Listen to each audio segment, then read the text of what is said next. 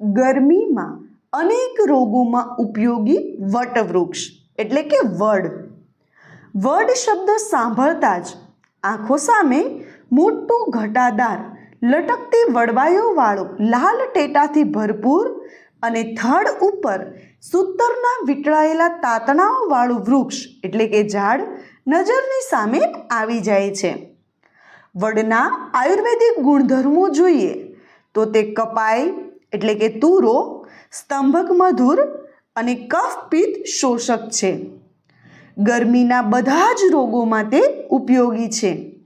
વળી સ્ત્રીનું ગર્ભાશય શુદ્ધ કરી ગર્ભ સ્થાપનામાં ઘણો ઉપયોગી છે. કોઈ પણ ઘાને રૂઝવામાં વડની છાલનો ઉકાળો વાપરી શકાય છે. વડના દરેક અંગમાં એવા ઔષધીય ગુણો સમાયેલા છે જે માનવીના સ્વાસ્થ્યને સુધારે છે. પુરુષની સંતાન ઉત્પત્તિની ક્ષમતામાં અને સ્ત્રીની ગર્ભધારણ ક્ષમતામાં પણ વધારો કરે છે.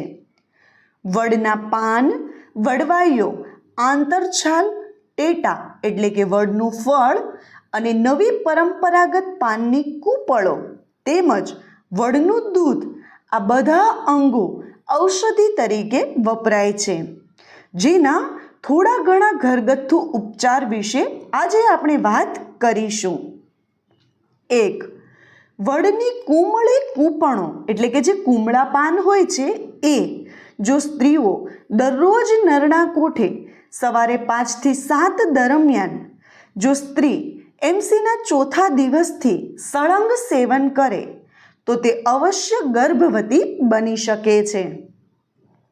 2.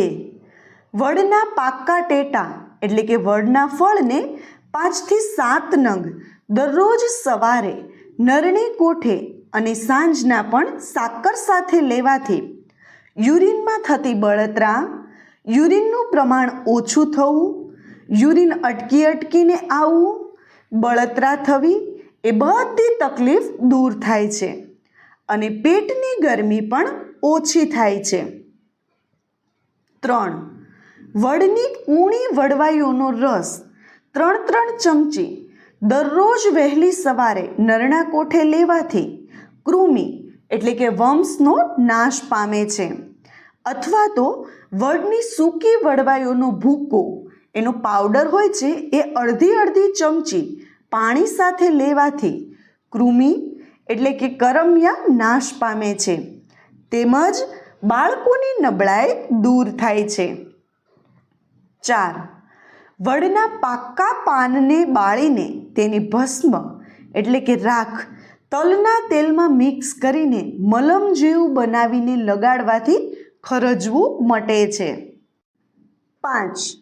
ગરમીના કારણે પગના તળિયે વાઢિયા, કોઈ લોકો કાતરા કહે છે, જો એ પડ્યા હોય કે પછી શરીર કાયમ માટે ગરમ રહેતું હોય તો વડના પાનને પાણીમાં બાળી પાણીને ઉકાળવું અને પાણી ઠંડુ પડ્યા પછી એ પાણી પીવાથી ઘણો બધો ફાયદો થાય છે. 6. સ્ત્રીઓ માથામાં જે મહેંદી નાખે છે જો એ ઠંડી પડતી હોય તો મહેંદી સાથે વડવાઈનો ભૂકો થોડો મેળવવામાં આવે તો શરદી થતી નથી.